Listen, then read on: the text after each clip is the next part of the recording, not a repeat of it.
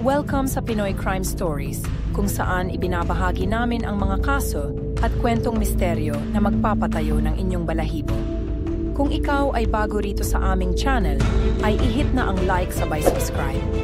At i-hit din ang notification bell para updated ka sa mga bagong case updates, investigasyon, at true crime stories na siguradong magpapataas ng iyong adrenaline. Narito ang isang krimen na ikinagulat ng bansa ng Denmark, nakilala sa katahimikan at mababang crime rate. Pebrero 5, 2022. Sabado ng gabi, ang unang weekend matapos alisin ang mga COVID-19 restrictions noon. Si Mia Steven at ang kanyang mga barkada ay excited para mag-good time. Kakakumpleto lang ni Mia ng kanyang ikalawang semester sa nursing school at sabik na siyang makipag-socialize sa kanyang mga kaibigan at barkada. Habang ang gabing ito ay tanda ng pagtatapos ng pandemic, hindi alam ni Mia, ito pala ay magkakaroon ng mas madilim na kahulugan sa kanya. Matatandaan na sobrang lamig noon sa Aalborg, kung saan ang temperatura ay bumaba ng -0 degrees, nanunuot ang lamig sa buto lalo na kapag umiihip ang hangin. Si Mia, tulad ng karamihan sa mga partygoers, suot niya ay simpleng itim na top at itim na pants. Ang kanyang mahahabang kulot na blonde hair ay talagang nakakaakit sa mga kalalakihan. Suot niya naman ang manipis na sapatos, isang komportableng puting sneakers na hindi angkop para sa winter na panahon. May dalang rin si Mia na itim na purse na nakasling sa kanyang balikat, tipikal na pormahan, kagaya sa iba pang mga estudyante sa unibersidad na lumalabas upang mag-aliw at mag-enjoy tuwing weekend. Habang lumilipas ang gabi, si Mia at ang kanyang mga kaibigan ay nagtungo sa pinakamalaking party street ng Denmark sa Aalborg, isang kilalang lugar na dinadayo ng mga club hoppers. Nagparty sila buong gabi, nagpalipat-lipat sila sa iba't ibang bar at club na magkakadikit lang sa Aalborg. Sumayaw at uminom si Mia ng buong magdamag. Lubos na nag-e-enjoy ang grupo bago nila marating ang kanilang huling destinasyon, ang Club Wolf. Dito sa Club Wolf ay inabot na sila ng umaga. Bandang 6:00 ng umaga dahil magsasara na ang club, kinailangan na silang umalis at umuwi. Pagod na ang lahat ng mga kaibigan ni Mia, pero siya ay puno pa ng enerhiya at ayaw magpaawat, gusto niya pang uminom at gumala. Ayon sa isang kaibigan ni Mia, medyo lasing na talaga siya at makulit. Nagsasayaw ito kasama ang mga hindi niya kakilala sa club. Niyayakap ang mga taong kakamit niya lang. Tipikal na galawan ng isang 22 anyos na magiliw na babae na nag-e-enjoy sa kanyang kabataan, lalo na kakatapos lang ng isang mahaba at nakaka-burnout na semester sa medical school. Sa labas ng club, nakipag-usap sandali si Mia sa kanyang mga kaibigan bago nagpaalam na uuwi na siya. Inisip ng mga kaibigan niya na sasakay siya ng bus pa uwi tulad ng kadalasan niyang ginagawa, at balak nilang makipagkita na lang sa kanya mamaya. Iniwan na nila si Mia mag-isa na naglakad naman papunta sa malapit na bus station. Ngunit dahil sa kanyang manipis na suot ay matinding lamig ang nararamdaman ng dalaga. Pagkarating sa bus stop, alam ni Mia na hindi pa darating ang susunod na bus ng halos 1 oras at kalahati. Dahil wala siyang coat na dala, ay nagtitiis si Mia habang nakatayo, nilalamig at nag-iisa sa bus stop. Patuloy na umihip ang hangin. Ang lamig ay tumatagos sa manipis na suot ni Mia at nagpapatayo ng kanyang mga balahibo. Nakatayo siya mag-isa sa isang madilim na kalsada, naghihintay sa bus na parang napakatagal ng pagdating. Nanginginig siya habang yakap ang kanyang sarili. Ang kulob na init ng club, ang malalakas na tunog ng musika at ang ingay ng crowd, lahat ng iyon ngayon ay parang isang malayong alaala na lang. Tumingin si Mia sa kanyang cellphone upang tingnan ang oras. Nakita niya matagal pa bago dumating ang susunod na bus at sa sobrang lamig tila bumagal ang takbo ng oras. Ang mga daliri niya ay manhid na at ang pisngi niya ay namumula dahil sa lamig.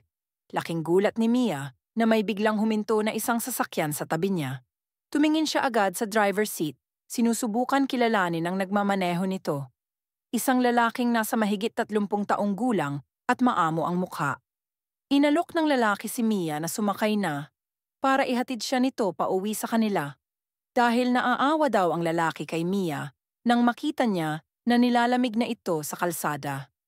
Dahil si Mia ay lasing, pagod mula sa ilang oras ng pagpaparty at higit sa lahat ay nilalamig na ng todo.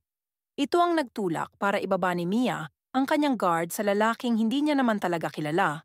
Ang alok ng lalaki na libreng sakay ay tila kaakit-akit sa sandaling iyon. Ang hindi alam ng dalaga ay walang anumang bagay sa mundo ang libre, lahat ay may kapalit. Agad sumakay sa sasakyan ng misteryosong lalaki si Mia, ang init ng sasakyan ay agad na humaplos sa kanya na nagpaparamdam sa kanya ng pansamantalang seguridad. Hindi niya alam na ito na pala ang huling pagkakataon na mararamdaman niyang ligtas siya. Habang ang sasakyan ay mabilis na bumabaybay sa mga kalsada ng Aalborg, si Mia ay nakaupo na walang imik. Wala na ang epekto ng lamig sa kanyang katawan, pero masakit pa rin ang kanyang ulo dahil sa hangover, pinipilit niyang hindi makatulog at sinusubukan sundan ang pabago-bagong direksyon na pinatutunguhan ng kanyang misteryosong driver. Minsan ay tumitingin ang lalaki sa kanya, tila gusto makipagkwentuhan sa dalaga, pero si Mia ay sobrang pagod para makipag-usap ng maayos. Wala siyang ibang nasa isip kundi ang makauwi kaagad sa kanilang bahay at makapagpahinga. Ang hindi pamilyar na ruta at ang katahimikan ng sasakyan ay nagsimulang magparamdam ng kaba kay Mia. Ang hindi alam ni Mia, may ibang plano pala sa kanya ang estranghero na nasa likod ng manibela. Habang tumatakbo ang oras at patuloy silang bumabiyahe sa kadiliman, unti-unting tumindi ang kanyang pagkabahala. Ngunit dahil sa pagod, hindi niya agad na malaya ng panganib na nakaamba. Ito na pala ang huling sandali ng ginhawa na mararanasan ni Mia bago magsimula ang kanyang bangungot. Sa piling ng kanyang misteryosong driver na kanyang inakala na maghahatid sa kanya pauwi, ay sa huling hantungan pala siya nito ihahatid. Alam ng mga kapamilya at kaibigan ni Mia na palagi itong nag-update sa kanila lalo na pag may lakad ito na mag-isa. Regular ito sa kanyang pagtawag at text sa kanyang magulang at hindi pangkaraniwan na mawala siya bigla nang hindi nagsasabi sa kahit sino na siya ay ligtas. Pero sa pagkakataong ito, lumipas na ang ilang oras wala pa ring mensahe o kahit text man lang galing kay Mia. Tila nawala na lang siya ng walang bakas. Nagsimula nang magpanik ang kanyang mga kaibigan. Patuloy nilang chinecheck ang kanilang mga phone, nagtataka kung bakit hindi sumasagot si Mia. Walang tawag, walang text. Alam na nilang may mali, lalo na't sa huling pag-uusap nila kay Mia ay plano nitong umuwi pagkatapos ng kanilang gala. Walang pag-aalinlangan, agad na nakipag-ugnayan ang pamilya ni Mia sa North Jutland Police. Inireport nila ang pagkawala ni Mia at agad nagsimula ang investigasyon. Hindi nag-aksaya ng oras ang pulisya na alamin kaagad kung ano ang nangyari sa mga oras mula nang umalis si Mia sa party. Walang mga konkretong lead at walang nakakaalam kung saan siya pumunta, kaya sinuri nila ang buong lungsod para maghanap ng anumang pwedeng magturo sa kanila sa tamang direksyon. Sa kabila ng reputasyon ng Denmark bilang isa sa mga bansa na may pinakamababang crime rate sa buong mundo, mabilis na nauunawaan ng mga awtoridad na hindi lang simpleng dahilan ang pagkawala ni Mia. Alam nilang mahalaga ang bawat oras, kailangan nilang mahanap kaagad si Mia. Dahil pag tumagal pa ito, ay alam nila na baka hindi na nila maabutan si Mia ng buhay. Agad na naglunsad ng malawakang paghahanap ang mga pulis, hinihikayat ang publiko na magbahagi ng anumang larawan, video o recording mula sa umagang iyon. Dahil dinadayo ang lugar kung saan huling nakita si Mia, malaki ang posibilidad na kuhaan ng picture o video si Mia noong mga araw na iyon na maaaring makatulong sa investigasyon. Ang tugon ng publiko ay napakalaki. Halos 400 tawag, larawan, video at mensahe ang dumagsa mula sa mga mamamayan ng North Jutland. Nagkaisa ang bansa sa paghahanap kay Mia, nagpapakita ng matinding suporta. Gayunpaman, ang pag-isa-isa sa mga leads at ebidensya ay naging isang mahaba at masusing proseso. Kailangan suriin ng mabuti ang bawat frame ng footage. Bawat detalye ay pinagtuunan ng pansin para sa posibleng mga pahiwatig kung nasaan si Mia. Ang buhay ni Mia ay tulad ng karaniwang 22 anyos. Ipinanganak noong Setyembre 19, 1979. Nagtapos siya sa West Himmerlins Gymnasium noong 2016 at nag-aaral ng kursong nursing sa University of Applied Sciences sa Aalborg.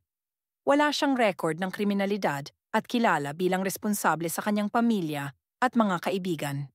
Ang kanyang biglaang pagkawala ay nagdulot ng pagkagulat sa mga nakakakilala sa kanya. Noong umagang iyon, bumaba ang temperatura sa nagyayelong antas. Si Mia, nakamanipis na damit, ay hindi handa para sa lamig. Ang susunod na bus ay darating pa sa loob ng 90 minutos, kaya't lalong nakapagtataka nang sumakay siya sa sasakyan na ito. Hindi ito ang karaniwang ugali ni Mia. Alam ng kanyang mga kaibigan at pamilya na hindi siya basta sumasakay sa sasakyan ng estranghero. Sinimula ng mga pulis ang spekulasyon na maaaring inalok siya ng driver ng sakay pauwi marahil bilang isang illegal taxi, karaniwang nangyayari sa lugar na iyon. Bagamat malinaw ang footage, hindi mabasa ang plaka ng sasakyan. Dahil dito, muling nanawagan ang mga pulis sa publiko, umaasang may karagdagang footage o impormasyon na makakatulong upang linawin ang detalye.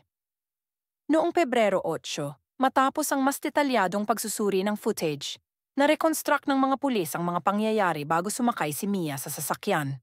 Bandang alas 6:00 ng umaga, nagpaalam siya sa kanyang mga kaibigan at naglakad mula Jomfruaan Gaard, kumanan sa Burgaard, at muling kumaliwa papunta sa Westerbro District. Dumating siya sa bus stop sa Westerbro numero 79 at naghintay. Dito huminto ang itim na Volkswagen. Kinausap siya ng driver at sumakay si Mia. Ang breakthrough ay dumating kinabukasan, Pebrero 9, sa tulong ng bagong teknolohiya natukoy ng mga pulis ang plaka ng sasakyan.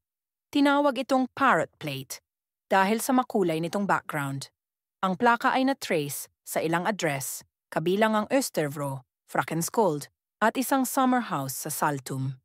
Nakatuon ang investigasyon sa mga lugar na ito at bandang hapon, natunton ng mga pulis ang sasakyan, isang itim na 2015 Volkswagen Golf, sa isa sa mga address. Ang bagong lead na ito ay naging turning point ng kaso. Ang sasakyan ay konektado sa dalawang lalaki na parehong magkababata. Pareho silang may kasaysayan ng small-time na mga krimen sa lugar, kabilang ang insidente kung saan nagpanggap silang mga pulis sa isang soccer game. Bagamat itinanggi nila ang kaugnayan sa pagkawala ni Mia, ang koneksyon ng dalawa sa sasakyan ay nagpatibay ng kaso laban sa kanila. Noong 10 ng Pebrero, 2022, 4 na araw matapos mawala si Mia, dinala ang dalawang lalaki sa constitutional hearing, isang legal na proseso sa Denmark kung saan inihaharap ang mga suspek sa hukom upang suriin ang ebidensya kung dapat silang manatili sa kustodya. Ang isa sa kanila ay pinalaya, bagamat nagpapatuloy ang investigasyon laban sa kanya. Ang isa naman, si Thomas Thomsen, 36 anyos, ay nanatili sa kustodya. Si Thomsen, isang electrician, ay inilarawan bilang magalang, kaakit-akit, at malinis sa sarili. Dahil sa kanyang ugali at kawalan ng criminal record, naging mahirap para sa mga investigador na unang tingnan siya bilang suspect. Ngunit unti-unti, lumabas din ang mga ebidensya laban sa kanya. Noong Pebrero 9, umabot sa nakakakilabot na punto ang investigasyon. Ang atensyon ng mga pulis ay nakatuon kay Thomas Thomsen, isang 36 na taong elektrisyan na kilala sa kanyang maayos at tahimik na imahe sa publiko. Dati siyang sergeant sa Armed Forces kung saan siya ay nagpractice ng judo at nakilala bilang disiplinado at maingat. Ngunit ang itim na Volkswagen Golf na pagmamay-ari niya, na nakita sa CCTV footage, ay direktang konektado ngayon sa pagkawala ni Mia. Bilang pangunahing suspek, bawat kilos ni Thomsen ay binabantayan ng husto. Ginamit ng mga pulis ang GPS system ng sasakyan ni Thomsen upang sundan ang kanyang mga galaw. Bagamat nalaman nila na manually na off ang GPS 4 na oras bago sinundo si Mia, na-recover pa rin ng digital forensic team ang karamihan ng ruta na kanyang tinahak. Ang ebidensyang ito ang nagdala sa mga investigador sa bahay ni Thomsen sa Flockenskald, isang summer house, at iba pang property na konektado sa kanya. Isa-isang siniyasat ang mga lugar na ito, at sa bawat lokasyon ay may mga nakitang nakakabahalang palatandaan ang mga awtoridad. Sa Hammerbacher Forest, ginamit ang mga K9 ng pulisya upang maghanap ng mga posibleng ebidensya. Dinala sila ng mga aso sa isang clearing malapit sa kalsada kung saan natagpuan ang mga susi ni Mia, isang elastic hairband, at 2 breast patch na nakakalat sa lupa.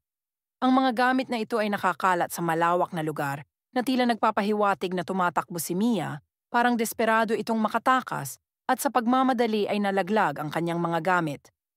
Isang madilim na larawan ang naipinta ng mga investigador sa huling sandali ni Mia. Ang mga natuklasan sa kagubatan ay simula pa lamang tumayo ang balahibo ng mga investigador nang sa Droningland Storskov Forest Area, 10 minutong biyahe mula sa bahay ni Thompson, natagpuan ng mga awtoridad ang mababaw na hukay. Ang mga hukay na ito ay tila minadaling hukayin gamit ang kamay. Sa loob ng mga ito, natagpuan ang mga bahagi katawan ng tao na pinutol-putol at ikinalat sa paligid. Ang mga labi ay natagpuan na pinira-piraso sa mahigit 200 bahagi. Bagamat hindi pa tiyak ang pagkakakilanlan, lahat ng palatandaan ay nagtuturo na si Mia ang biktima. Ang mga nagkalat na ebidensya ay hindi maikakaila. Hindi pa man kumpirmado, malinaw na sa isipan ng mga investigador ang malagim na nangyari. Si Mia ay malamang na pinatay sa kagubatang iyon at pinutol-putol ang kanyang katawan ng suspect para maitago ang karumal-dumal na krimen. Noong gabi ng Pebrero 10, ilang araw matapos mawala si Mia, nagdaos ng press conference ang mga pulis. Sa mapait na sandaling iyon, inihayag nila sa publiko ang kanilang natuklasan. Naniniwala silang pinatay si Mia at ang kanyang katawan ay pinutol-putol ng husto na halos hindi na makilala. Nangako silang ipagpapatuloy ang investigasyon para mahuli at mapatunayan kung sino ang salarin sa pagkitil ng buhay ni Mia.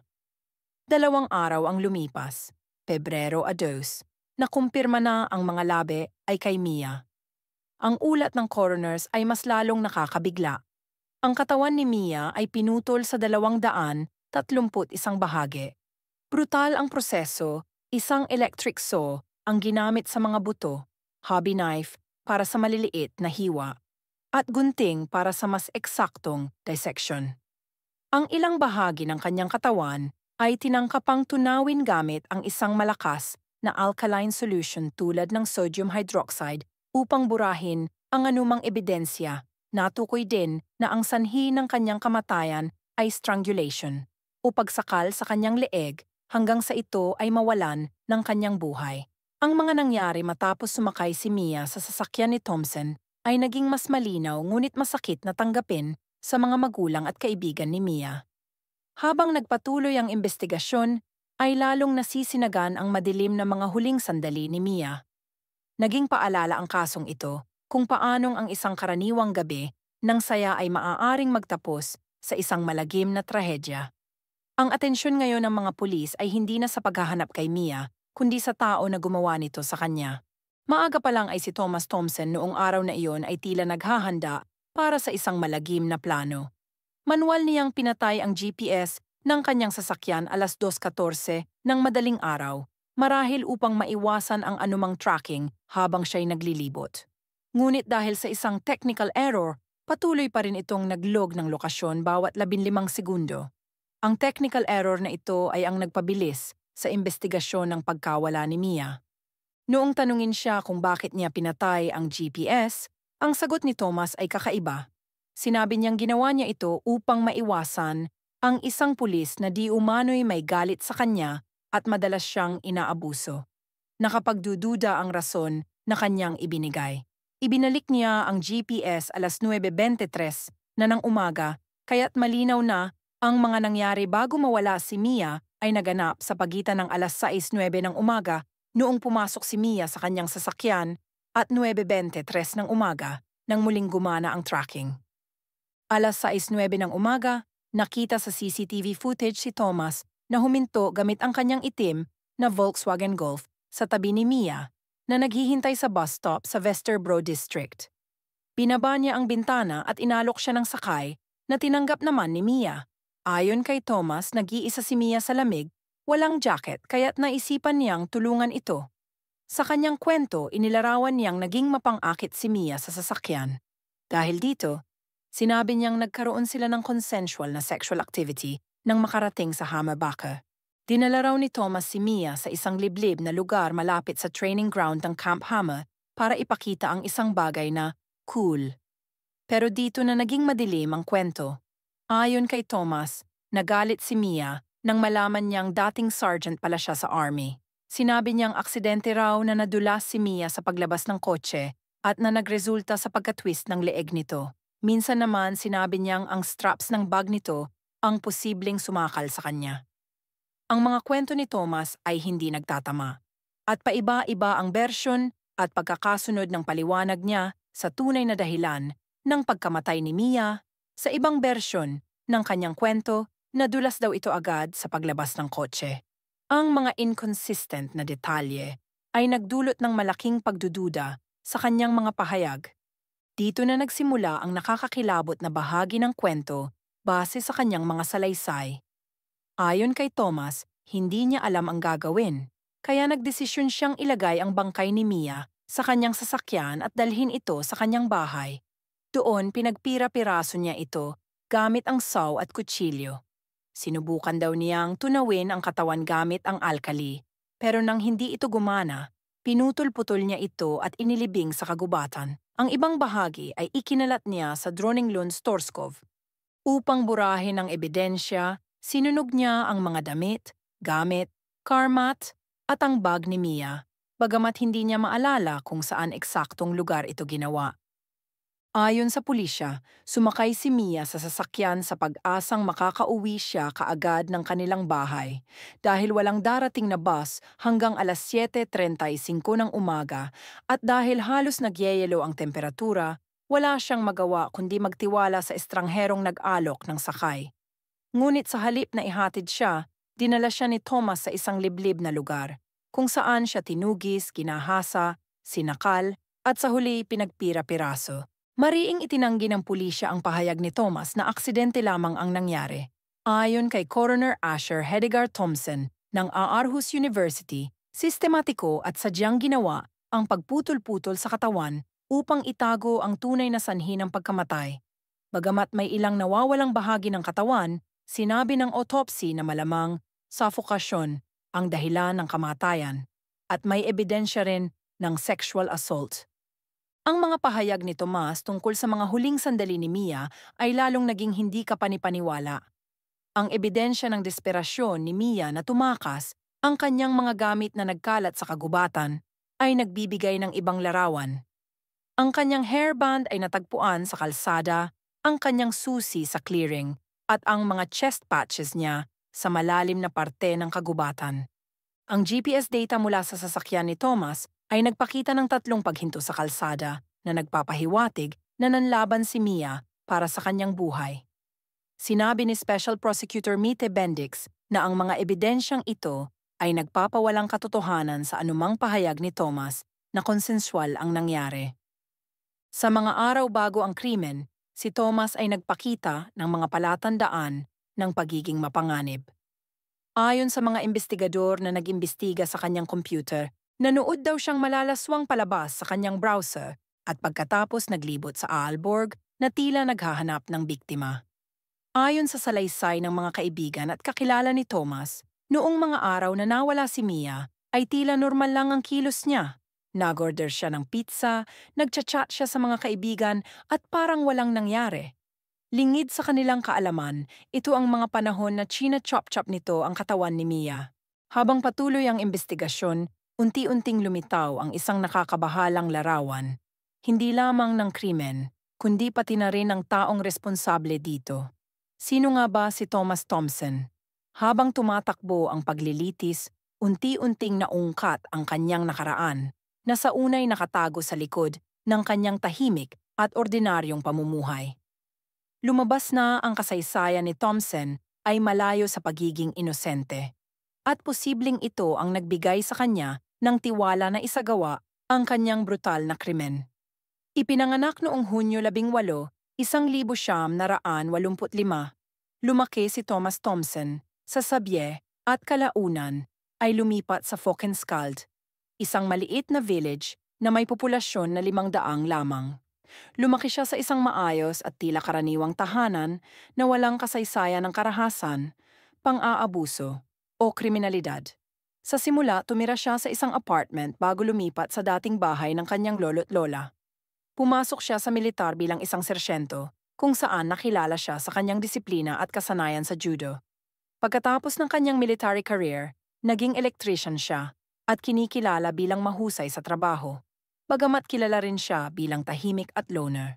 Sa kabila ng maayos na panlabas na imahe, lumitaw ang madilim na bahagi ng pagkatao ni Thompson ilang taon na ang nakalipas.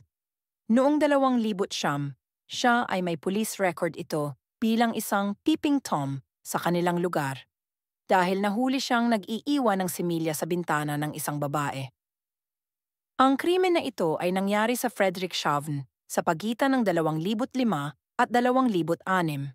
Ang modus ni Thomas ay lumalapit sa bintana ng kanyang biktima at kumakatok pa ito upang makuha ang kanilang pansin, at pagkatapos ay nagmariang palad ito sa labas ng kanilang bahay. Sa kaso ni Luis, ang kanyang unang biktima, natagpuan ang bakas ng kanyang similya sa bintana, kaya dito lamang siya nasampahan ng kaso. Ang pangalawa niyang biktima na itago natin sa pangalan na Marie ay ibinahagi ang nakakagulat na insidente noong panahong iyon. Isang gabi, nasa kama siya nang may biglang kumatok sa kanyang bintana. Inakala niyang kaibigan ito, kaya binuksan niya ang ilaw. Ngunit wala siyang nakita sa labas. Nang hilahin niya ang mga kurtina, laking gulat niya nang makita ang isang lalaking nakababa ang pantalon at nagmamari ang palad sa gitna ng ulan.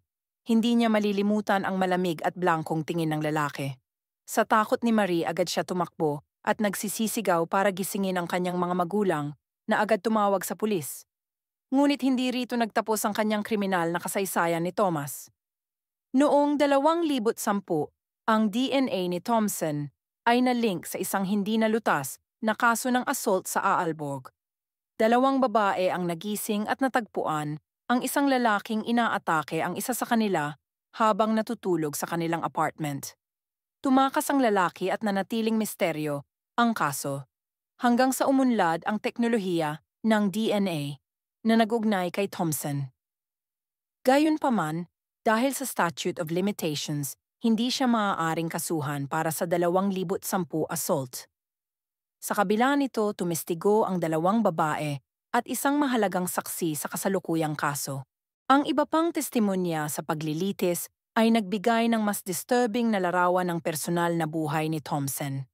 Ilang dating kasintahan ang nagbahagi na si Thompson ay maaaring magpakita ng pagiging charming at magalang sa isang sandali, ngunit mabilis na nagiging controlling, mayabang, at manipulatibo.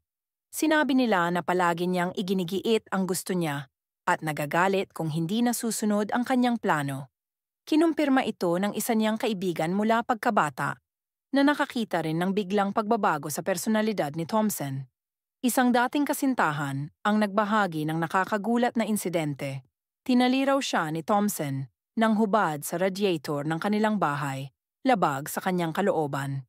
Isa pa sa kanyang ex-girlfriends ang nagkuwento na pinutol ang mga brake pad ng kanyang sasakyan matapos nilang maghiwalay. Isang krimen na kinumpirma noong 2010. Mas nakakaalarma ang revelasyon na nagtago si Thompson ng isang Excel sheet kung saan nakalista ang mga babae at ang kanilang sexual activities na may mga petsa. Sa kabila ng lahat ng ebidensya, idineklara ni Thomas Thompson na hindi siya guilty sa rape at manslaughter. Inamin lamang niya ang indecent handling ng bangkay. Iginiit ni Thompson na aksidente ang pagkamatay ni Mia at pinagpira-piraso niya ito dahil sa takot. Gayunpaman, hindi nakita ng korte ang sapat na ebidensya para patunayan na ginahasa niya si Mia o nagkaroon ng sexual relations maliban sa kanyang sariling pahayag tungkol sa consensual intercourse. Kaya't nahatulan lamang siya ng attempted rape, isang desisyon na nag-iwan ng pagkadismaya sa marami, lalo na sa magulang ni Mia. Gayunpaman, ang tanging si Thomas Thompson at si Mia Steven lang ang nakakaalam kung ano talaga ang tunay nangyari sa kagubatan ng Hammerbacher noong araw na iyon. Habang nagtatapos ang paglilitis, naging malinaw na ang nakaraan ni Thomas Thompson, ang kanyang marahas na pagkatao at kawalang awa sa mga babae niyang biktima.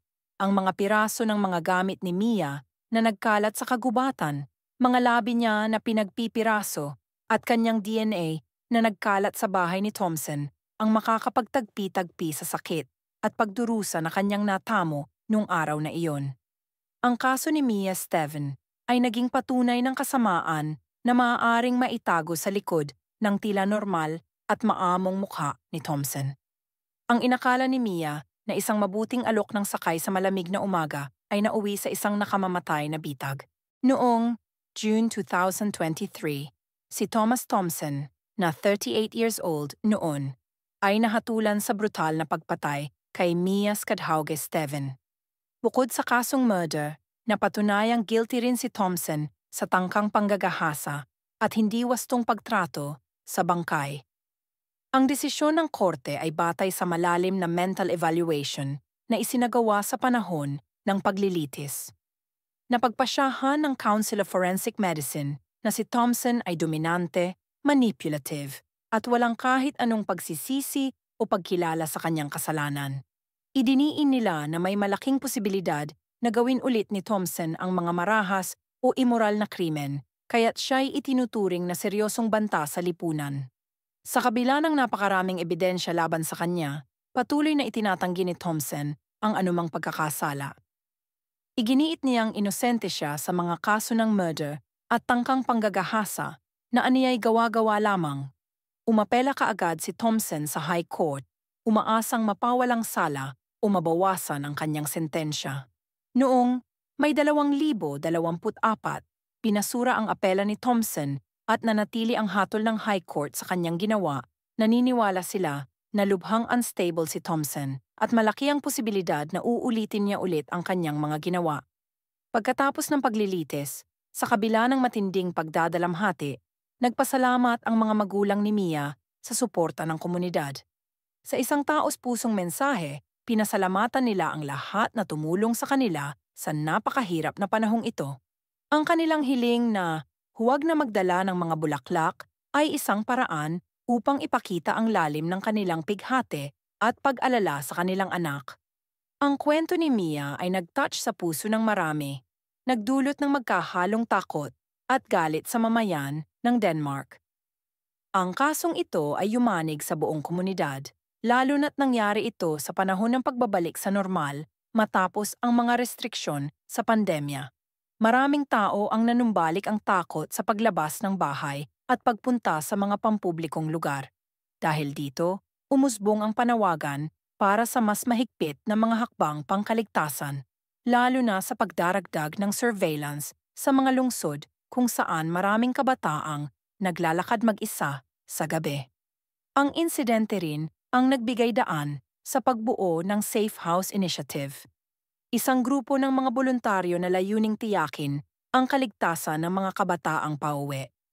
Ang simpleng layunin ng inisyatibo ay magbigay ng network ng mga ligtas na lugar para sa mga taong nangangailangan ng tulong, lalo na sa oras ng kagipitan.